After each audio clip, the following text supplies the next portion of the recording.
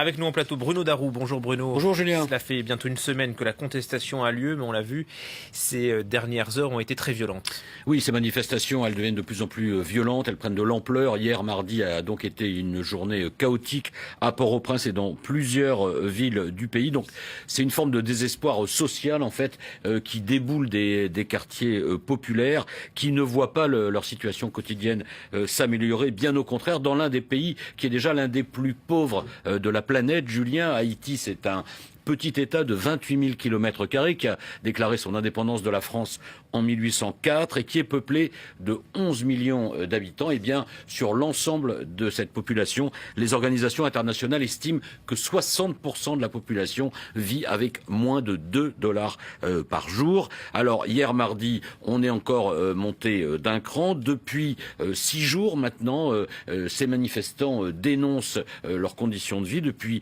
précisément le 7 février, une date un peu symbolique qui marque à la fois les 2 ans de la présidence de Jovenel Moïse et puis aussi le retour à la démocratie le 7 février 1986. Alors ces manifestants dénoncent évidemment les inégalités sociales grandissantes et la corruption systémique, une colère qui s'est renforcée aussi, il faut le dire, avec des difficultés économiques croissantes, notamment l'inflation qui atteint 15%, dépasse même ces 15% depuis maintenant 2 ans. La principale revendication, au fond, c'est que ces gens veulent manger à leur faim. Et c'est la première grande crise pour le président Moïse.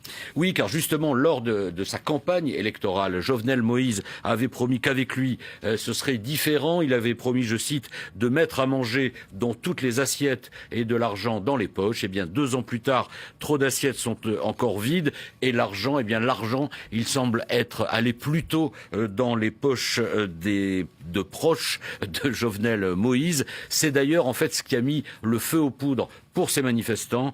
C'est un rapport de la Cour des comptes sur une gestion calamiteuse depuis 2 ans et aussi de possibles détournements de fonds prêtés depuis 2008 par le Venezuela à Haïti pour financer son développement, notamment en matière d'infrastructures. Et il y a notamment une société qui était dirigée à l'époque par Jovenel Moïse lui-même, qui est soupçonnée d'avoir empoché des fonds qui étaient destinés à la construction d'une route. Au total, une quinzaine d'anciens ministres et d'anciens hauts fonctionnaires sont épinglés par ce rapport. Le président lui-même est donc soupçonné de corruption. Du coup, la colère, eh bien la colère, Julien, elle se tourne contre lui. Beaucoup de manifestants réclament son départ, on l'a entendu. Face à cette explosion sociale, le pouvoir exécutif, et notamment le président, reste pour l'instant étrangement muet. Il y a eu un tweet du secrétaire national à la communication qui a dit en gros, en substance, oui aux manifestations, elles sont autorisées,